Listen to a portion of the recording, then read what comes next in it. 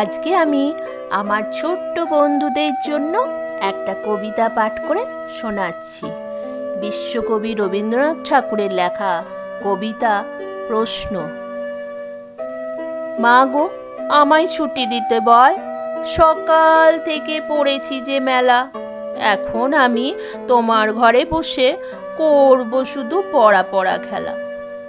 তুমি বলছো দুপুর এখন সবে, না হয় যেন সত্যি হলো তাই। একদিনও কি দুপুরবেলা হলে বিকেল হলো মনে করতে নাই?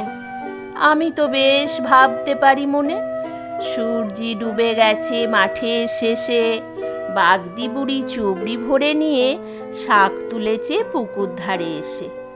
আঁধার হলো মাদার গাছের তলা, কালি হয়ে এলো দিঘির জল। হাটের থেকে সবাই এলো ফিরে, মাঠের থেকে এলো চাষির দল। মনে কর না উঠলো সাঁঝের তারা, মনে কর না সন্ধে হলো যেন। রাতের বেলা দুপুর যদি হয়, দুপুর বেলা রাত হবে না কেন?